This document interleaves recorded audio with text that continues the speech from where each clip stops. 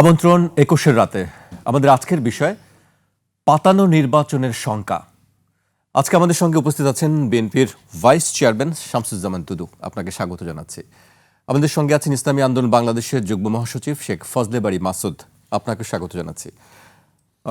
দুদু ভাইকে দিয়ে শুরু করতে চাই, কিন্তু আলোচনায় যাবার আগে আজকে আমরা দেখেছি জামায়াত ইসলামের পক্ষ থেকে একটি বক্তব্য দেওয়া হয়েছে।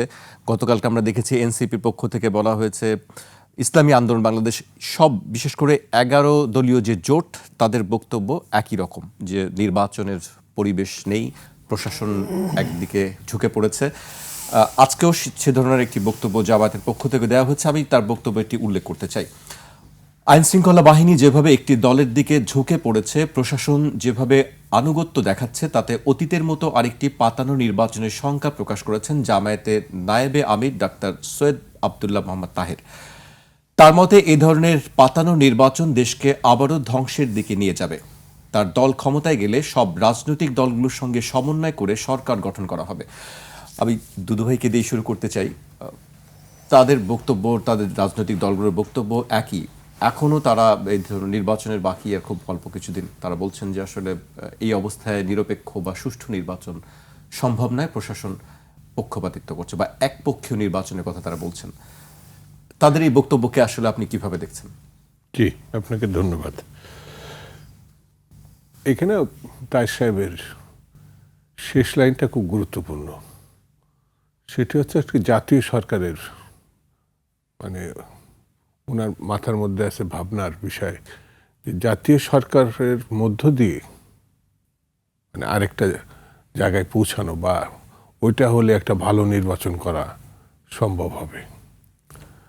এটা তার, তিনি বলতেই পারেন, তার ভাবনা থেকে, তার চিন্তা থেকে এটা বলতে পারেন। এটি নিয়ে তো একটু আলোচনা আছে, একটি সমালোচনা আছে যে সব দল যদি একসঙ্গেই যদি সরকার গঠন করে, তাহলে আসলে সরকারের সিদ্ধান্ত, ভালো মন্দ যে সিদ্ধান্ত, সেগুলোতে বিরোধিতা করবে। দল মানে সিদ্ধান্ত না, মানে গঠনের ব্যাপার না, এটা গণঅভ্যুত্থান হয়েছে এবং এই গণঅভ্যুত্থানে তরুণরা নেতৃত্ব দিয়েছে। তাদেরও একটা পরে রাজনৈতিক দল তারা গঠন করেছে।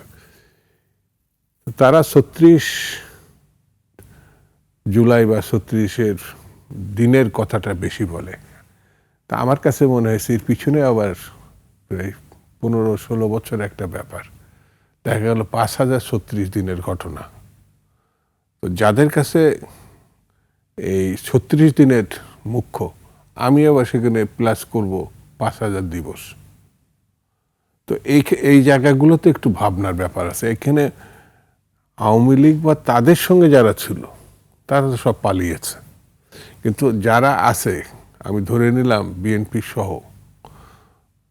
11 দলে আছে, বা তরুণদের রাজনৈতিক দল বা বিভিন্ন যারা বাম, দক্ষিণ, মধ্য সবাই আছে, এই জায়গাটাই তারা লড়াইটা করেছেন একটা ভালো নির্বাচনের জন্য, গ্রহণযোগ্য নির্বাচনের, স্বচ্ছ নির্বাচনের, যেটার ভিত্তিতে তারা আন্দোলনটা করেছে।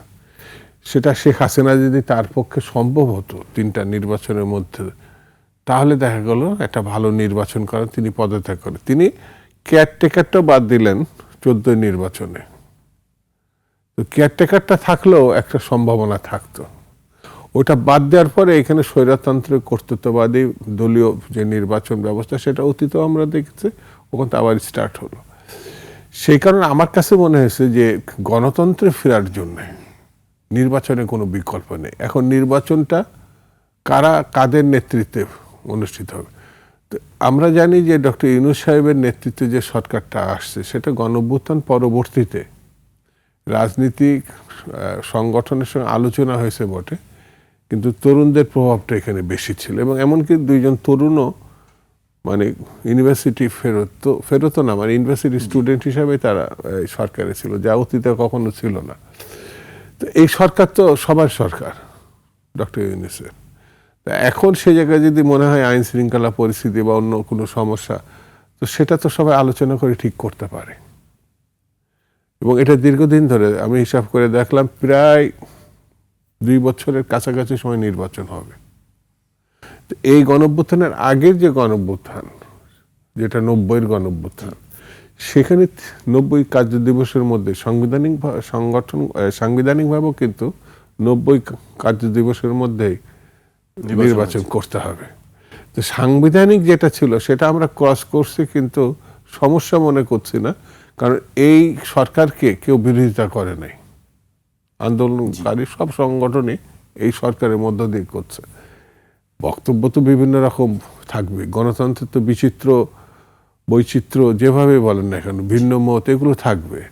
জামাত বা এই যে ইসলামী আন্দোলন বা মজলিস বা অন্য যারা আছে, এনসিপি, সবারই তো আলাদা আলাদা একটা রাজনৈতিক কর্মসূচির লক্ষ্য এইসব বিষয় আছে, যেমন বিএনপির আছে।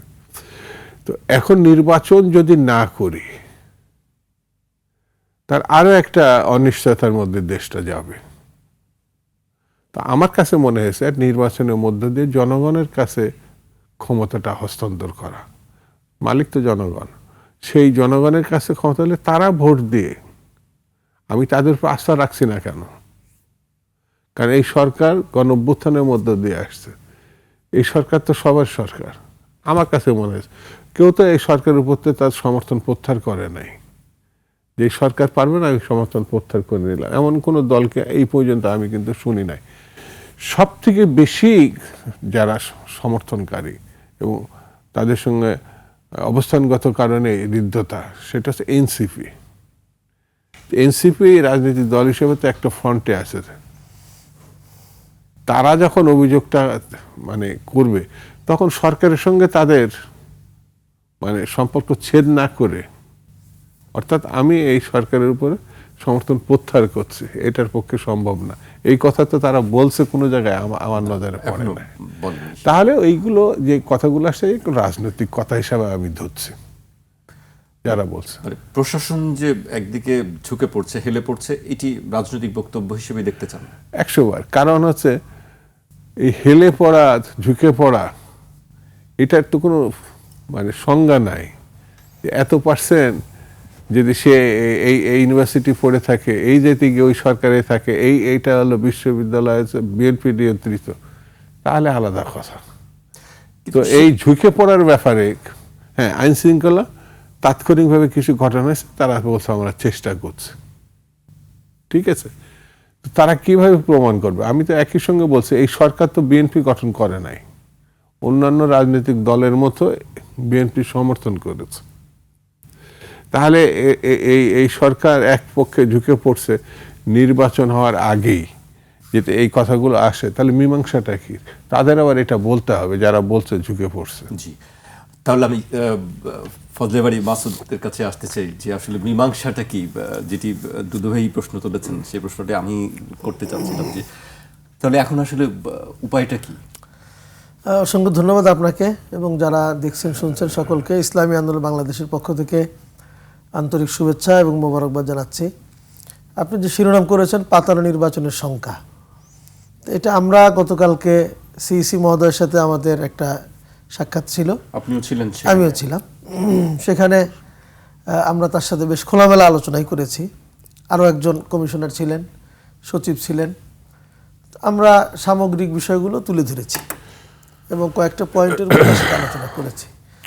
তো লাস্টলি কিন্তু আমরা ওখানে কথাও বলেছি যে আমাদের কাছেও খুব বেশি ভালো মনে হচ্ছে যে তা না, আমরাও কিছুটা দোদুল্যমানতা বা আপনারা বলেছেন যে একপক্ষীয় নির্বাচনের সম্ভাবনা আছে, এই কথা আমরা বলেছি ওখানে, পরবর্তী প্রেস কনফারেন্সে বলেছি এবং ওনার সামনে যেটা বলার তো বলেছি। তো আসলে বাস্তবতা হলো ভাইও যেটা বললেন যে আমাদের একটা সুষ্ঠু নির্বাচন লাগবে। সুষ্ঠু নির্বাচন না হলে আমরা একটা স্থিতিশীল অবস্থায় যেতে পারছি না। তার মানে আবার এমন নির্বাচনও যেন হয়ে না যায় যেটা সকলের প্রত্যাশা। আসলে তো দীর্ঘ হাসিনার আমলে তো নির্বাচন হয়নি, এরপর একটা সম্ভাবনা তৈরি হয়েছে। এখন আমরা ভালো নির্বাচন, যদিও প্রধান উপদেষ্টা বলেছেন একটা উৎসবমুখর নির্বাচন হবে, আমরা এটা প্রত্যাশা করি, সকলেই এটা প্রত্যাশা করি বাস্তব অর্থেই।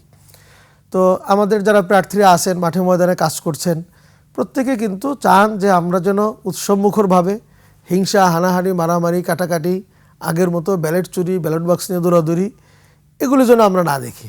প্রশাসনেরও একমুখী কোনো তৎপরতা, কাউকে বিশেষ সুবিধা দেওয়া, এ জাতীয় যেন আমরা না দেখি, এটা সকলের প্রত্যাশা। কিন্তু আমাদের শঙ্কা তো থেকে যায়। শঙ্কা থেকে যায় কেন?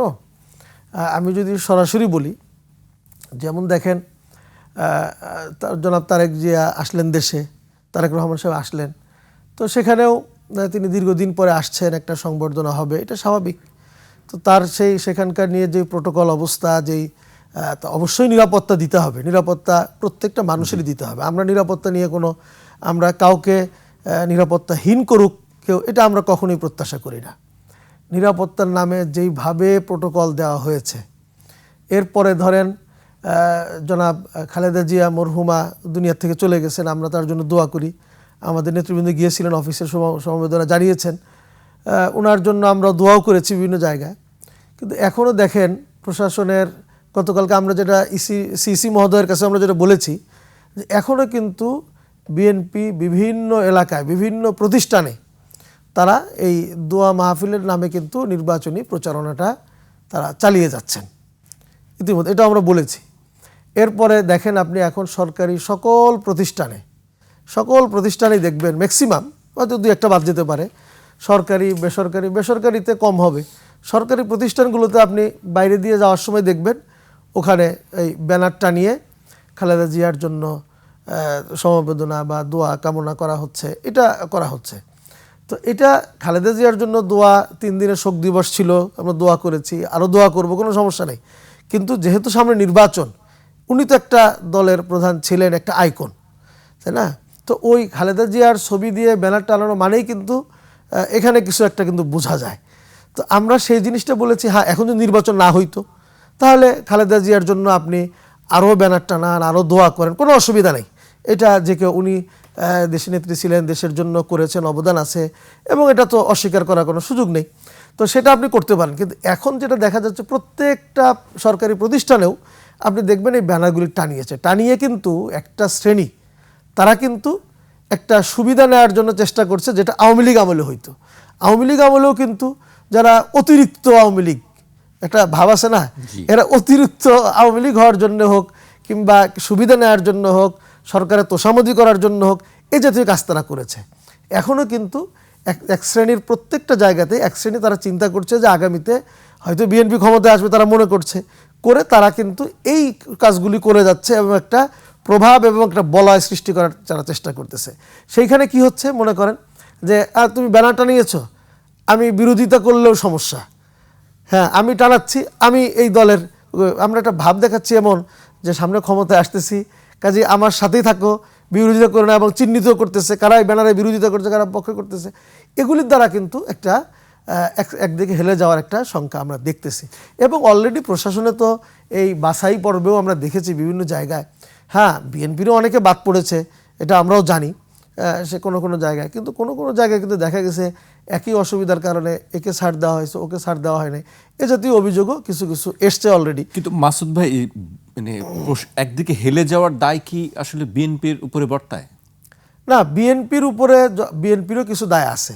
এই যে বললাম যে যারা প্রভাব সৃষ্টি করতে চায়, কিছু সুযোগ নিতে চায়, যেমন এই যে প্রতিষ্ঠানগুলোতে গিয়া তারা এই যে মিলাদ মাহফিলের নামে বাধ্য করছে, তো এটা যেরকম করছে, তো সাথে সাথে কিন্তু তারা এই বিএনপিরও যেরকম আছে, প্রশাসনেরও আছে। যেমন আপনি বলছিলেন যে আওয়ামী লীগের থেকে বেশি আওয়ামী লীগের ছিল, মানে এখনো সেই একই অবস্থা যে বিএনপির থেকে বেশি বিএনপিও করতেছে, অতি বিএনপি তারাও করতেছে, অথবা আওয়ামী লীগও ছিল এক সময়, এখন তারা বিএনপি সেজে এটা করে একটা ভাব দেখাচ্ছে এমন যে বিএনপি ক্ষমতা যাচ্ছে, আমি সেই সরকারি দলে আছি, এই ফ্যাসিলিটেট হওয়ার জন্য তারা আগের থেকেই করতেছে।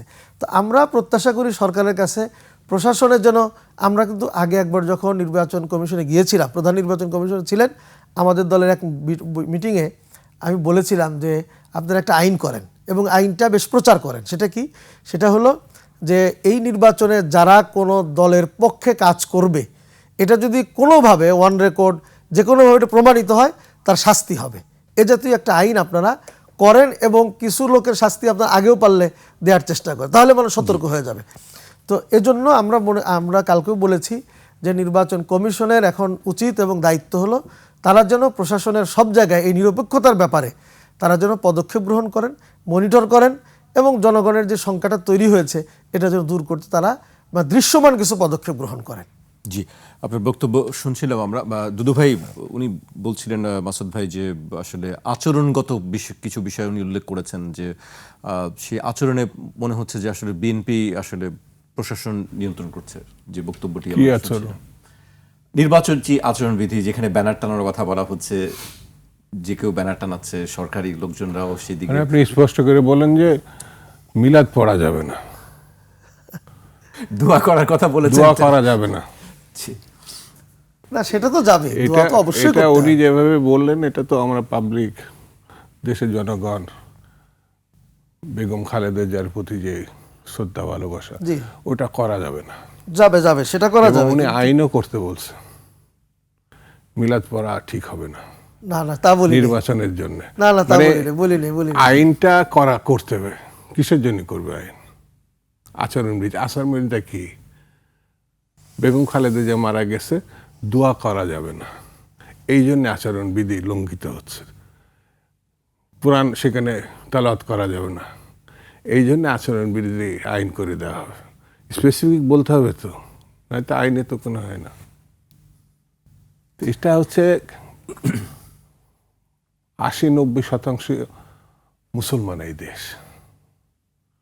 বেগম খালেদা জিয়ার জন্য ট্রাক দিয়ে লোক আনার দরকার হয় নাই। এমন কোনো রাজনৈতিক দল ছিল না যারা এই জানাজায় যায় নাই। রাজনীতির বাইরেও হ্যাঁ, সর্বস্তরের সর্বশ্রেণী গেছে, আমরাও মানুষ গেছি। গেছেন। মানুষ। কিন্তু এখন এই টেলিভিশনের সামনে যেসব আমরা আলোচনা করছি, তো আমার যে মনে হয়, আবার জানি না এটা কিভাবে নিবে তারা, যে একজন বাংলাদেশে বেগম জিয়া একজনই আছে, উনি আমাদের ছেড়ে চলে গেছেন। তার শ্রদ্ধা ভক্তি, তার জন্য ব্যানার টাঙাইছে আচরণবিধির লঙ্ঘন, তার জন্য কুরআন তেলাওয়াত করছে আচরণবিধির লঙ্ঘন, তার জন্য মুনাজাত করছে।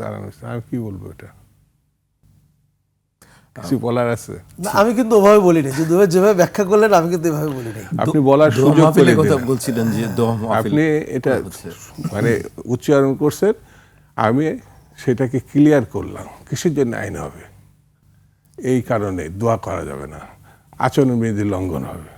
এমন তো না নাচ গান করা যাবে না, এই জন্যে আইন করার দরকার।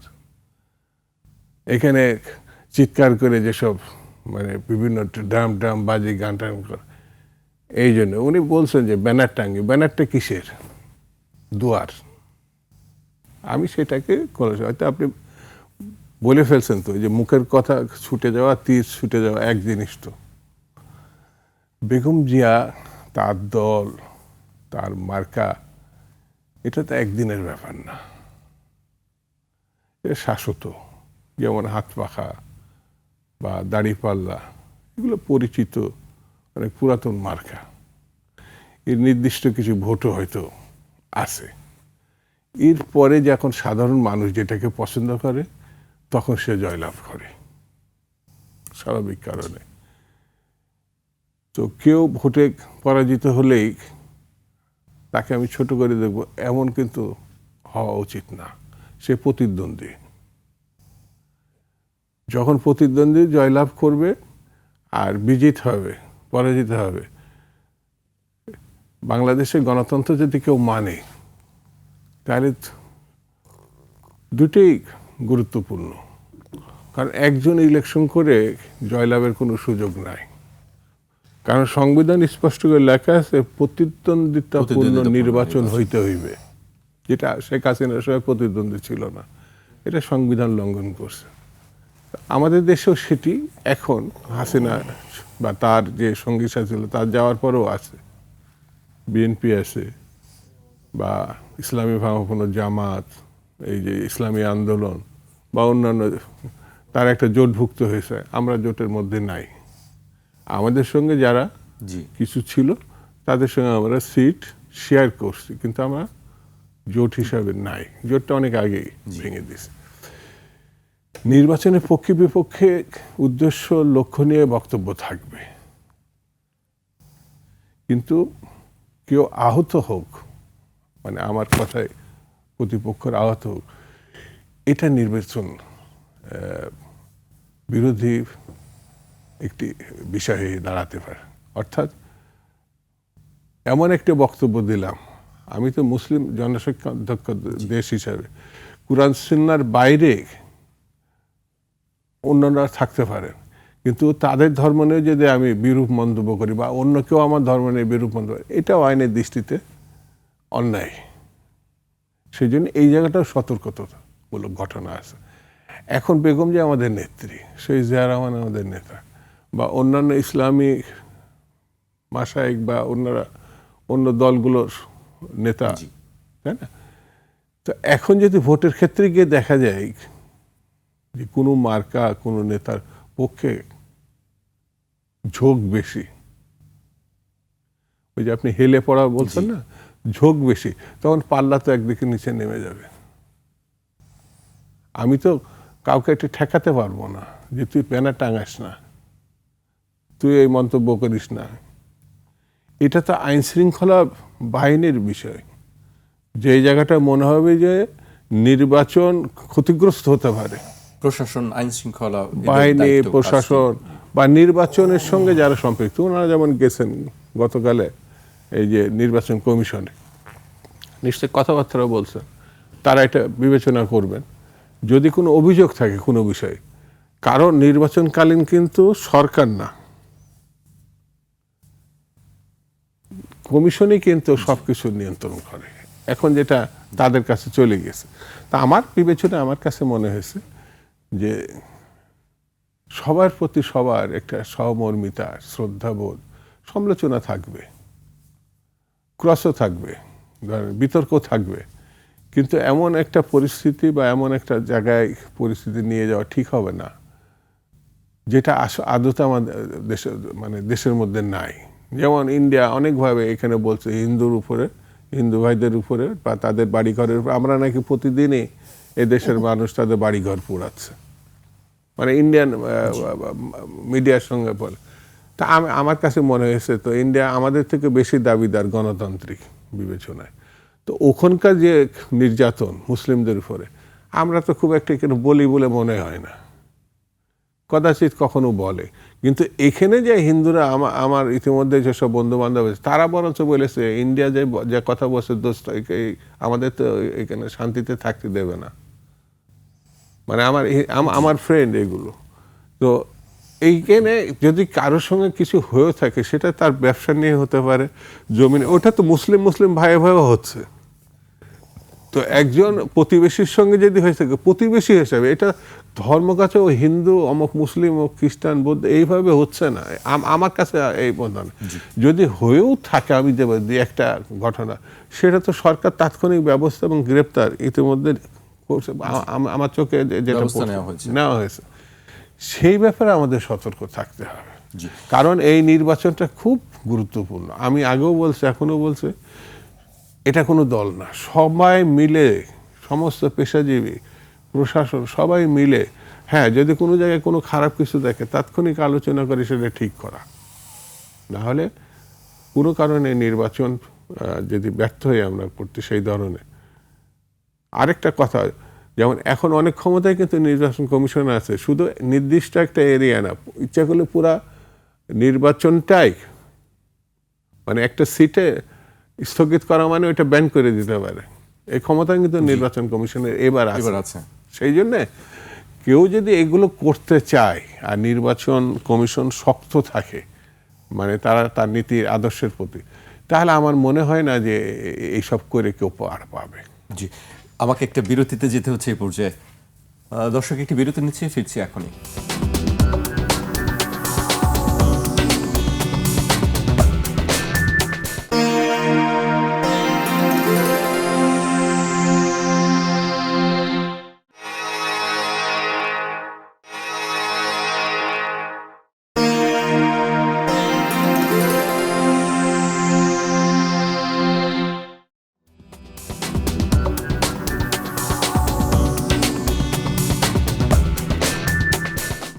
বিরতির পর আবারও স্বাগত। আপনারা দেখছেন ২১-এর রাত।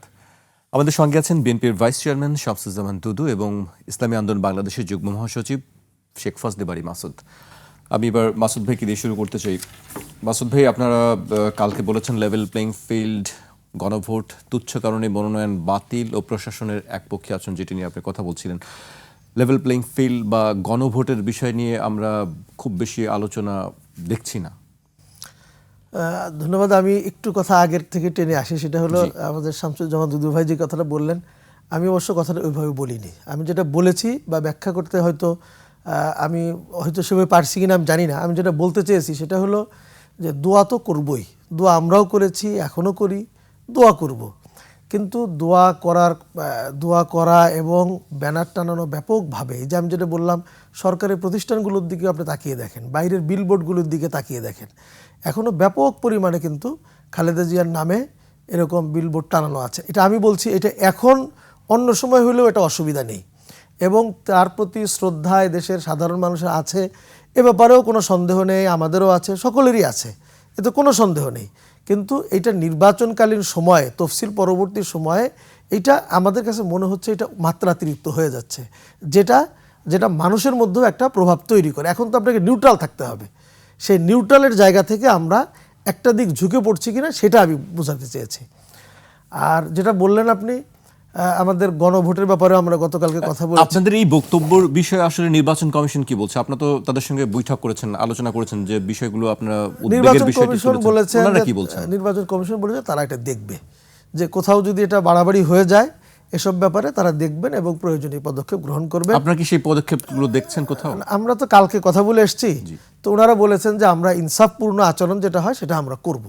এটা প্রধান নির্বাচন কমিশন তো চমৎকারভাবে কথাটা বলেছেন, তো আমরা সেটার উপর আস্থাও রাখছি। তো আরেকটা যেটা বলছিলেন যে আমাদের গণভোটের ব্যাপারেও আমরা তাদেরকেও বলেছি এবং বাস্তবতাও যেটা দেখছি, আমরা যেটা আগে শঙ্কা করেছিলাম, আগেই বলেছিলাম যে একই দিনে জাতীয় নির্বাচন এবং একই দিনে গণভোট হলে গণভোটটা আসলে পর্দার অন্তরালে চলে যাবে, একটু পিছনে পড়ে যাবে। বাস্তবতাও কিন্তু তাই। এখনও দেখেন গণভোটের ব্যাপারে ব্যাপক প্রচার নেই, মিডিয়াতেও খুব বেশি আলোচনা আছে যে তাও না। তো ফলে যদি এই গণভোটে যদি মানুষ অংশগ্রহণ না করে, গণভোটটাকে ভালোভাবে না বোঝে, গণভোটে যদি ভালোভাবে সিদ্ধান্তটা সে দিতে না পারে জেনে বুঝে, তাহলে তো দেখা যাবে যে এই জুলাই আন্দোলন, সংস্কার নিয়ে এত তৎপরতা, এগুলি সব নষ্ট হয়ে যাবে। তো সেজন্য আমরাও নির্বাচন কমিশনকেও বলেছি যে এ বিষয়ে আপনারা গণভোটের জন্য মানুষ অংশগ্রহণ করে। নির্বাচন কমিশনাররা একটা কথা বলেছেন যে কোন পক্ষে ভোট দেন তা তো আমরা বলতে পারবো না, আমরা এটা বলি না তাদেরকে। তো আমরা বলেছি যে এটার জন্য ব্যাপক প্রচারণা থাকে সব জায়গায় আপনাদের তৎপরতা কার্যক্রমে। ওনারা বলেছেন যে এটা করবেন, তো ম্যাক্সিমাম দায়িত্ব ওনারা দিতে চান হলো রাজনৈতিক দলের কাছে, যে রাজনৈতিক দল আপনারা এইটা প্রচার ব্যাপকভাবে করেন। তো আমরাও সেটা করব ইনশাল্লাহ। আরেকটা কথা আমরা বলেছি সেখানে আপনার অস্ত্র উদ্ধারের ব্যাপারে, তো সেটাও কিন্তু আসলে আমাদের কাছে মনে হয় না যে অন্যান্য নির্বাচনের সময় তফসিল ঘোষণার আগে বা তফসিল ঘোষণার পরপরই যেভাবে সিরিয়াসলি অস্ত্র উদ্ধার করা হয়, তো এবার কিন্তু সেটা দেখা যাচ্ছে না। এ বিষয়ে আমরা তাদের সাথে কথা বলছি, তো ওনারা বললেন যে অস্ত্র উদ্ধার নাকি হচ্ছে, কিছু অস্ত্র ড্যামেজ, বিশেষ করে যেগুলি আমাদের ছিনতাই হয়েছে জুলাই আন্দোলনের সময়, যেগুলি থানা লুট হয়েছে, এই অস্ত্র এবং এর বাহিরেও যে সকল অস্ত্র বিভিন্ন জায়গা থেকে আসতেছে, দেশের বাইরে থেকে বা অভ্যন্তরীণ যেগুলি তৈরি করতেছে কোনো সন্ত্রাসীরা, তো এগুলি উদ্ধারের ব্যাপারে তাদের বক্তব্য হলো যে এটা তো স্বরাষ্ট্র মন্ত্রণালয়ের কাজ, তারা বলতে চান। তো আসলে তো আমরা জানি যে তফসিলের পরে যাবতীয় বিষয় আপনার নির্বাচন কমিশনের কাছে চলে আসে, তো ওনারা বলতে চান স্বরাষ্ট্র মন্ত্রণালয় এটা করতেছে, তারা নাকি বলেছে 70% নাকি অলরেডি উদ্ধার হয়েছে, এটা তো বলে। লেভেল প্লেইং ফিল্ডের অবস্থা কি সেখানে? কি আপনারা আসলে দেখছেন যে সমান সুযোগ সবার জন্য আছে? লেভেল প্লেইং ফিল্ডটা আসলে চূড়ান্তভাবে বোঝা যাবে 21 তারিখ থেকে, তখন বোঝা যাবে যে আসলে এটা কতটুকু আছে। এখনও কিন্তু এখন তো প্রচারের সময় না, তো তারপরও যার যার মতো করে সে করছে, তো আমরা ওই সময় বলতে পারবো যে আসলে লেভেল প্লেইং ফিল্ডের অবস্থাটা আসলে কি, রিয়াল চিত্রটা কি। তখন যদি দেখা যায় যে কাউকে করতে দেয়, কারো পোস্টার ছিঁড়ে ফেলে, তখন যদি নির্বাচন কমিশন যথাযথ প্রস্তুতি গ্রহণ না করে, তখন সেটার ব্যাপারে আমরা প্রতিবাদ তো করবো অবশ্যই। আর আরেকটা বিষয় হলো যে অনেক ফরম যেগুলি আমরা পূরণ করেছে, এবার আমরা দেখেছি এই বিষয়ে খুব করে বললাম ওনাদেরকে যে এই যে তথ্য মানে এই ফরম যেটা পূরণ করতে হয় মনোনয়নপত্র, আসলে মনোনয়নপত্রটা যারা পূরণ করেছে তারা জানে এটা যে এত জটিল এবং কঠিন একটা ব্যাপার। মানে মনে হয় যে বিসিএস পরীক্ষা যত না কঠিন তার চেয়ে তার অনেক কঠিন, মানে খুব সতর্কতার সাথে। আমি নিজেও তো জমা দিয়েছি, আমি এই ফর্মটাকে আমি 3 থেকে 4 বার আমি চেক করেছি নিজে, ফর্ম ফিল আপ করার পরেও তারপরেও দেখি যে এই জায়গায় একটা ভুল আছে, ওখানে একটা টিক দেওয়া হয় নাই, ওখানে প্রযোজ্য নয় লেখা আপনি হয় কোন নাই। আসনের জন্য জমা দিয়েছেন? আমি ঢাকা 11 আসনের জন্য আমি দিয়েছি, ঢাকা 11-তে। তো আমি জমা দিয়েছি, আমারটা বৈধ হয়েছে আলহামদুলিল্লাহ। তো এটার জন্য অনেক চেষ্টা করতে হয়, অনেক অ্যাডভোকেটরাও অনেক ভুল করেছে। কিন্তু আমরা জানি মাসুদ ভাই, ঢাকা 11 থেকে এনসিপি নাহিদ ইসলামের কথা আমরা শুনছি আলোচনায়। আপনারা তো একই জোটে আছেন নিশ্চয়ই। আমরা অলরেডি জমা দিয়েছি। আমাদের ইসলামী আন্দোলনের সিদ্ধান্ত হলো যে আমরা সারা দেশে জমা দিব। অলরেডি আমরা 272 জন আমরা জমা দিয়েছি। এরপরে সমঝোতা চূড়ান্ত হয়ে গেলে আমরা উইথড্র করব, কোনো সমস্যা নেই। আচ্ছা, উইথড্র করব। এই বিষয়টি, সমঝোতার বিষয়টা আমি আপনাকে জিজ্ঞেস করতে যাচ্ছিলাম। সমঝোতার আসলে কত দূর, আসলে কি সমঝোতা হবে তো নাকি? হ্যাঁ, সমঝোতা হবে। আমি আগেরটাতে একটা লাইন বলে যাই। এবার আমরা যেটা দেখলাম এই ফরম পূরণের ক্ষেত্রে আমাদের দুর্ভাগ্য হলো এই নির্বাচন কমিশনের অধীনে যারা কাজ করেন, মানে এটা ওনাদের যে প্রশিক্ষণটা যথার্থ হয়েছিল কিনা আমরা জানি না। এক একজনের এক এক ডিসিশন। এই রিটার্নিং অনেক কিছু আছে যেটা রিটার্নিং কর্মকর্তা সহজে ছেড়ে দিতে পারেন, যেটা নিয়ে এটা বাতিল করার কোনো প্রয়োজন নেই। এরপরেও রিটার্নিং কর্মকর্তা ওটা বাতিল করে দিয়েছেন। একজন রিটার্নিং কর্মকর্তা বলছেন যে আপনার স্ত্রীর নাম দিয়েছেন, স্ত্রীর ভোটার আইডিটা দিতে হবে, অথচ এটা দেওয়ার কথা কিন্তু কোথাও নেই। ওটা বাধ্য করেছেন, নিয়েছেন, আরেক জায়গায় বলতেছে দিতে হবে না। তো এরকম আমরা ঢাকাতেও দেখছি, সারা বাংলাদেশে এরকম হয়েছে। তুচ্ছ বিষয় মনে করেন, অনেক জায়গায় স্বাক্ষর দিতে হয় প্রার্থীর, পৃষ্ঠা তো অনেক মোটা হয়ে যায়। তো সেই জায়গায় 5 জায়গায় করেছে, এক জায়গায় বাদ গেছে। তো এটার জন্য তার এটা বাতিল। এই বিষয়গুলো সংস্কার হলো না কেন? না, আপনাদের, আমি আরো একাধিক যারা প্রমাণপত্র দিচ্ছেন তাদের সঙ্গে কথা হচ্ছে, সব অনেকেই একই কথাই বলেছেন যে অনেক জটিল একটি বিষয় ছিল। কিন্তু সেটি আমরা জানি যে রাজনৈতিক দলগুলোর সঙ্গে কিন্তু ঐকমত্য কমিশনের দীর্ঘদিন ধরে মিটিং হয়েছে, সেখানে আপনারা এই বিষয়গুলো কি তুলেছিলেন কখনো? না, আমি কালকে ইলেকশন কমিশন যেটা বলেছি, আমি একটা প্রস্তাব দিয়েছি, ওনারা বললেন এটা আগে বললেন না কেন প্রস্তাবটা। সেটি বলছি যে আমরা আগে কেন বললেন না? সেটা প্রস্তাবটা আমার আগেও ছিল না মাথায়, আমি গতকালকে বলে এসেছি। সেটা হলো যে আমরা দেখছি ফর্ম পূরণের ব্যাপারে, একটা হলো কমিশনের যারা বিভিন্ন জায়গা আছেন, থানা রিটার্নিং অফিসার বা থানা অফিসার বিভিন্ন জায়গায়, তাদের মধ্যেও অনেক কিছু জানা নেই। 2 নম্বর হলো, আমি কালকে যেটা প্রস্তাব দিয়েছি, আপনারা যদি এই ফর্ম ফিল আপের জন্য সহায়তা ডেস্ক প্রত্যেকটা থানায় হোক জেলায় হোক, আপনারা যদি কিছু ডেস্ক স্থাপন করতেন, তাহলে আমাদের এই ভুলের মাত্রাটা অনেক কমে আসতো। তো এটা যদি ওনারা ভবিষ্যতে করেন, তাহলে আশা করি এই ভুলের মাত্রাটা অনেক কমে আসবে। সমঝোতার বিষয়টা হলো, আমাদের সমঝোতা হবে আশা করছি, আমাদের আলোচনা চলছে। অতি সত্বর আশা করি আমরা এই ঘোষণাটা দিতে পারবো। আরও আগে দিতে পারতাম, নানা জটিলতার কারণে হয়নি। এরপরেও সর্বশেষ আমরা যেই টাইমে দিতে চেয়েছিলাম তখনও হলো না। এই জন্য তখন আমরা দেখলাম যে অনেকের ফর্মে ত্রুটি, বাতিল হয়ে যাচ্ছে। তো সমঝোতায় আমি মনে করেন আপনাকে দিলাম এক এলাকায়, তো দেখা গেলো আপনারটা বাতিল হয়ে গেছে। এই জন্য আমাদের আরেকটু অপেক্ষা করতে হচ্ছে। তো আশা করছি আমরা শীঘ্রই, অল্প কয়েকদিনের মধ্যেই আমাদের কাজটা সম্পন্ন হবে। সেক্ষেত্রে ইসলামী আন্দোলন কতগুলো আসনে আপনারা প্রতিদ্বন্দ্বিতা করবেন বলে মনে করছেন? আমরা তো 272 জায়গায় প্রতিদ্বন্দ্বী করার জন্য আমরা প্রস্তুত হয়ে আছি। আমরা প্রস্তুত। এখন হলো সমঝোতার ভিত্তিতে আমরা কয়টাতে আসন করব, কয়টা আসন। একটু মিডিয়ার কিছু সংবাদে উল্লেখ করি, 35টি, 40টি, 70টি, 75টি, 143টি, মানে এর মধ্যে আসলে সম্ভাব্য কত? শোনেন, বিষয়টা হলো কি, আমাদের দুর্ভাগ্য এটাই যে যারা আমরা কাজ করছি, আমরা মিডিয়াতে দেওয়ার আগেই এটা কোথার থেকে আসে মিডিয়াতে, আসলে এটা এখন হচ্ছে ফেসবুকে আগে তো সাংবাদিকতা পড়ে সাংবাদিকতা করতে হতো। এখন যাদের কাছে ফেসবুক আছে প্রত্যেকেই কিন্তু আমরা কিন্তু সাংবাদিক, মানে প্রত্যেকেই একটা দিয়ে দিলাম, বাস আমার 1 লক্ষ 2 লক্ষ ফলোয়ার্স আছে, এটা আরও ছড়িয়ে গেল, সব জায়গায় ছড়িয়ে যায়। আরেকটি শুনলাম যে এনসিপিকে 10টি আসন দেওয়ার ব্যাপারে আলোচনা হচ্ছে, সেই বিষয়ে অবশ্য জামাত থেকে বলা হচ্ছে এটি কোনো কাল্পনিক একটি বিষয়। আমি আপনার কাছে আবার আসবো, দুধু ভাইয়ের কাছ থেকে শুনতে যাচ্ছিলাম কিন্তু আসতে পারছিলাম না আপনার কাছে। দুধু ভাই, যে নির্বাচনী আচরণবিধি নিয়ে কথা বলছিলেন, আরেকটি বলছিলেন যে হলফনামার বিষয়গুলো, ফর্ম পূরণের ক্ষেত্রে যে বিষয়গুলো, এটি সব রাজনীতিবিদদের ক্ষেত্রেই তো নিশ্চয়ই একই অবস্থার মোকাবেলা করতে হচ্ছে। এই বিষয়গুলি কেন আগে থেকে ঠিক করা হয়নি?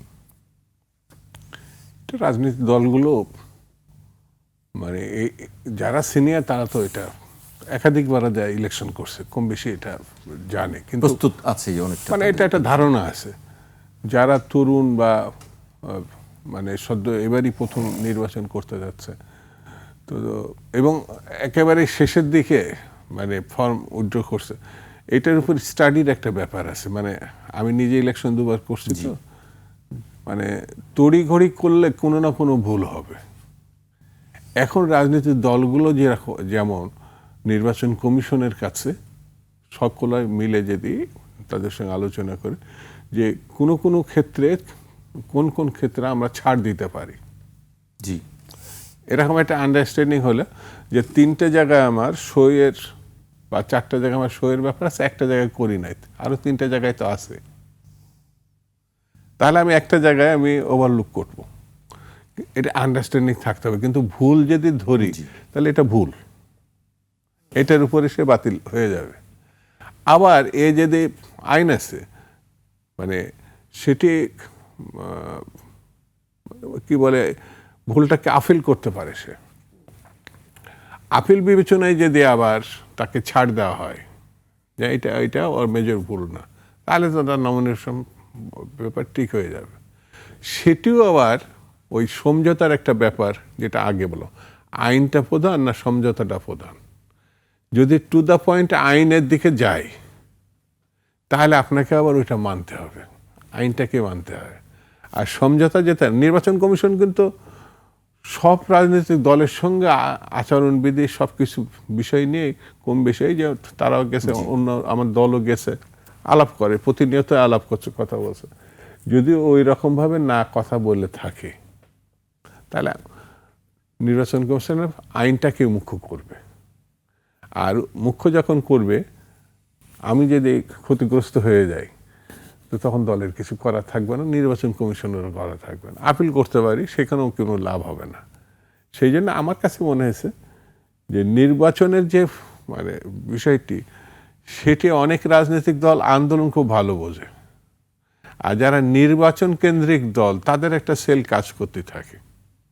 আর যদি সেল কাজ ঠিক মতো না করতে পারে, তাহলে এই যেমন একেবারে শেষে মুহূর্তে চলে আসছে না, এখন মানে এটা সত্য যে প্রার্থী সেটা করে না, প্রার্থীর সঙ্গে যারা থাকে তারা এগুলো রেডি করে, এমনকি প্রার্থীর ওই মানে কোথায় সই করছে, কোন জায়গায় কি লিখছে, এটাও দেখারও সুযোগ থাকে কম। কারণ সে তখন আরেকজন ভোটার এসছে বা একজন দায়িত্বশীল নেতা আসছে, তার সঙ্গে হ্যাঁ হুঁ করছে, বলে তখন বলে ভাই এই জায়গায় সই করেন, ও সই করে দিছে।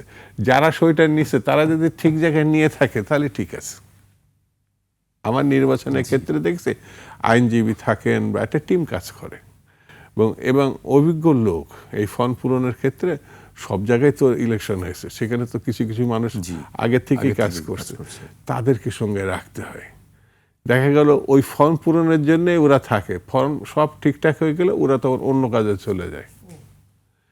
আর এটা যারা না থাকে সেই জায়গাটায় ভুল হওয়ার সম্ভাবনাটা বেশি থাকে। তবে নির্বাচন আমার বিবেচনায়, আমার কাছে মনে হয়েছে নির্বাচন কমিশন বা রাজনৈতিক দলগুলোর একটা নতুন প্রার্থী যদি একটা ইয়াং ছেলে ইলেকশন করতে আসে, এত সিরিয়াস হওয়ার কিছু নাই। ভোট তো দেবে মানে ভোটার, তার কাছে আমি যেতেই দিলাম না, কথার কথা যে কোনো একটা ব্যাপারে বাদ দিয়ে দিলাম। তো সে তো প্রথম জীবনের নির্বাচনই বাদ, এটা ব্ল্যাক লিস্টেড হয়ে গেল। তুমি তো ফর্মই পূরণ করতে পারো না, তা তো না। সে তাড়াহুড়া করছে, সিরিয়াস ছিল না, এটা তো দোষী না, কিন্তু তাকে আমি দোষী বানাই দিলাম। তো প্রথম এই সব ক্ষেত্রে আমি বলবো প্রতিটা এটাতে হয় দুদু ভাই, আমি যেটা বলি যে সাধারণ মানুষের মধ্যে একটি তার প্রতি একটা নেতিবাচক ধারণা তৈরি হয় যে তিনি বোধহয় অযোগ্য ব্যক্তি আর কি, হতে পারে যে প্রার্থীর প্রতি একটি নেতিবাচক। না অবশ্যই হতে পারে। তো অবশ্যই সিরিয়াস হওয়া উচিত, আমি বলছি না যে হেলা ফেলা, অবশ্যই সিরিয়াস হওয়া, কিন্তু কত দূর পর্যন্ত আমি ছাড় দিতে পারি। এখানে 100 to 100 করি, আইনের দৃষ্টিতে 100 to 100ই করা কথা, মানে এটা ইয়ে না।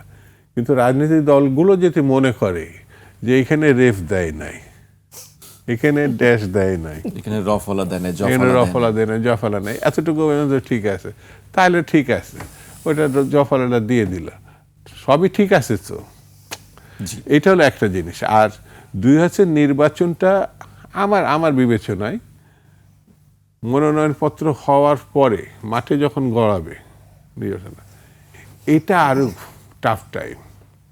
সকল রাজনৈতিক দলকে সহিষ্ণুতার পরিচয় দিতে হবে, ধৈর্যের পরিচয় দিতে হবে। এমন কোনো বক্তব্য যে আমার বক্তব্য এমন একটা পরিস্থিতি তৈরি হবে খুনাখুনি লেগে যেতে পারে। যে কোনো এই দায়িত্ব আবার নেতৃবৃন্দকে, প্রার্থীদেরকে, দলকে এটা নিতে হবে। দেখতে হবে যে আমাদের ধরেন অনেক আছে মানে নির্বাচন জমানো বা সভা জমানোর লোক আছে, তো দু সাইডটা কথা অন্য সময় বললো মাইন্ড করে না, কিন্তু নির্বাচনের সময় ওই ছেলে আবার ওটা বলা ঠিক হবে কেন, যদি মনে হয় যে ঠিক না তাহলে ওকে একটু অফ করে দেওয়া, যে দলেরই হোক, আছে না? তো আমার বিবেচনায় যে এবার অনেক ধৈর্যের সঙ্গে এখনো পর্যন্ত সব দলে আমি মেজর কোনো ত্রুটি দেখিনি এ পর্যন্ত। একটু আধটু যদি হয়ে থাকে ওইটা তো সিরিয়াসলি নেওয়ার দরকার নাই। এবার নির্বাচন এখনো পর্যন্ত ঠিক লাইনেই যাচ্ছে। আর প্রতিপক্ষকে মানে যেটা রাজনীতির ভাষায় বলে ঘায়েল করা, মানে নিজের শ্রেষ্ঠতা তুলে ধরা, সেই জায়গাটা তো মানতে হবে সবাইকে, অবশ্যই, তাই না? সেই বিতর্ক মেনে নিতে হবে। তবে আমার কাছে মনে হয়েছে যে দেশবাসী, যে রাজনৈতিক দলগুলো এরকম ফ্যাসিস্টকে উৎখাত করতে পারে রক্ত দিয়ে, জীবন দিয়ে, তার একটা ভালো নির্বাচন করতে পারবে না, এটা আমার কাছে বিশ্বাস হয় না। আমরা সেই বিশ্বাস নিয়ে থাকতে চাই, সেই বিশ্বাস নিয়ে রাখি। আমি মাসুদ ভাইয়ের কাছে আসতে চাই। বিএনপির স্থায়ী কমিটির সদস্য আমির খসরু মাহমুদ চৌধুরী বলেছেন, যারা দেশ ছেড়ে পালিয়েছে কিংবা আসন্ন জাতীয় নির্বাচনে বিএনপির প্রতিপক্ষ, তারাই অতীতে বিভিন্ন সময়ে আপোষ করেছেন। যারা বিএনপির প্রতিপক্ষ বা দেশ ছেড়ে পালিয়েছেন, তারা অতীতে বিভিন্ন সময়ে আপোষ করেছেন। এটি সব রাজনৈতিক দলগুলোকে বলছে, বিশেষ করে যারা বিএনপির প্রতিপক্ষ। আপনি কি তার এই বক্তব্যের সঙ্গে একমত? আপনাকে আপোষ করেছেন কখনো কোথাও? না, আমরা তো কখনো ক্ষমতায় যাইনি, কাজে দেশ নিয়ে বা এ বিষয়ে কোথাও আপোষ করার তো প্রশ্নই ওঠে না। এখন আমির খসরু মাহমুদ সাহেব কি বুঝাতে চেয়েছেন, আমি অবশ্য নিউজটা আগে দেখিনি, সম্ভবত দেখলে হয়তো আজকের বক্তব্য এটা হয়তো আরেকটু ব্যাখ্যা সাপেক্ষে আমি বলতে পারতাম। তবে আমি একটা সাধারণ জনগণ হিসাবে, সাধারণ নাগরিক হিসাবে আমি মনে করি যে দেশের স্বার্থে, দেশের স্বার্থের ক্ষেত্রে কারোর সাথে আপোষ করা, দেশ বিক্রি করা, তারপরে বাহিরের আমার দেশে বসে অন্য দেশের দালালি করা, এগুলি তাহলে সেই লোকের দেশে বসবাস না করা উচিত। আমাদের দেশের জন্য খুবই দুঃখজনক যে আমি আগেও একবার বোধহয় বলেছিলাম কিনা আপনার এখানে, যে আপনি ইন্ডিয়াতে যান, ইন্ডিয়াতে এরকম লোক খুবই কম পাবেন যারা ওখানে ইন্ডিয়াতে বসে ইন্ডিয়ার বিরোধিতা করতেছে, বাংলাদেশের পক্ষে বলতেছে, বাংলাদেশের দালালি করতেছে। এরকম লোক ইন্ডিয়াতে পাওয়া যাবে কিনা, এমনকি মুসলমানরাও পাবেন বলে আমার মনে হয় না। ও দেশের যারা ওলামায়ে কেরাম বা কিছু মানুষের সাথে আমাদের পরিচয় আছে, অনেকে আমাদের দেশে আসেন, তাদের সাথে কথা বলি, তারা কিন্তু ফার্স্ট প্রায়োরিটি তার ইন্ডিয়াকে নিয়েই তারা সবাই সবার দেশের স্বার্থটাই আগে দেখে। কিন্তু আমাদের দেশে দুর্ভাগ্য যে এখানে কিছু মানুষ, কিছু রাজনৈতিক দল, এমন আমরা শুনি অমুক লোক অমুকের এজেন্ট, অমুক লোক অমুক দেশের এজেন্ট, অমুক লোক অমুক দেশের গোয়েন্দা সংস্থার এজেন্ট। এগুলি শুনতে যে আমাদের এত কষ্ট হয় যে এটা হয় কিভাবে, তাহলে তুমি এদেশে বসবাস করো কেন? দরকার নেই, তুমি ওই দেশে চলে যাও, ওই দেশে গিয়ে করো। হ্যাঁ, যদি ওই দেশের কোনো লোককে এদেশে পাঠিয়ে তাদের এজেন্সি করায়, সেটা হইতে পারে, সেটা সম্ভব। কিন্তু আমার দেশে বসবাস, এই দেশে জন্মগ্রহণ, এদেশে তুমি লালিত পালিত, এদেশে বসে তুমি ওই দেশে দালালি করছো, এটা হয় না। তো এটার থেকে আসলে কেউ যদি করে থাকে, অবশ্যই সে কাজটা নিন্দনীয়, সে অবশ্যই প্রত্যাখ্যাত, এটা কখনোই গ্রহণযোগ্য হতে পারে না এবং দেশবাসী তাদেরকে কখনোই গ্রহণ করবে বলে আমার কাছে মনে হয় না। আসলে আমরা যেই এত বড় একটা আন্দোলন হয়েছে, আমরা আসলে চাই হলো একটা জনপ্রত্যাশার বাংলাদেশ গড়তে। আমি আপনাকে সংক্ষিপ্তভাবে বলতে চাই যে দেখেন, অতীতেও নির্বাচন হয়েছে, নির্বাচনের পরে বিভিন্ন দল ক্ষমতায় গিয়েছে। আমরা ইসলামী আন্দোলন বাংলাদেশ কিন্তু এবার বলছি যে আমরা একটা জনপ্রত্যাশার বাংলাদেশ গড়তে চাই। তো সেইটা জনপ্রত্যাশাটা কি, আমরা ছোট ছোট করে বোঝানোর জন্য মানুষের চেষ্টা করছি।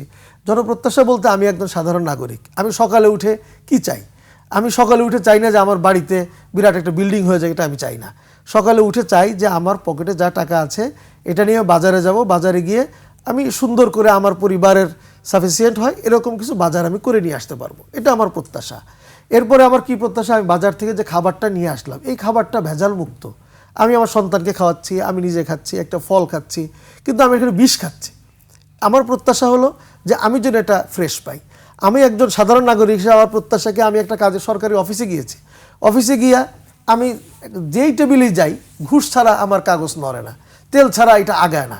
এটা আমার প্রত্যাশা না। আমার প্রত্যাশা হলো যে আমি যাব আমার কাজটা নিয়ে, আমার কাজের মধ্যে ত্রুটি থাকতে পারে, সেই ত্রুটি হলে তারা আমাকে বলে দিবেন সুন্দর করে যে আপনি এই জায়গাগুলি ঠিক করে নিয়ে আসেন, তারপরে আমি নিয়ে গেলাম, আমাকে সুন্দরভাবে করে দিবে, আগ্রহী করে দিবে। এটা হলো জনপ্রত্যাশা।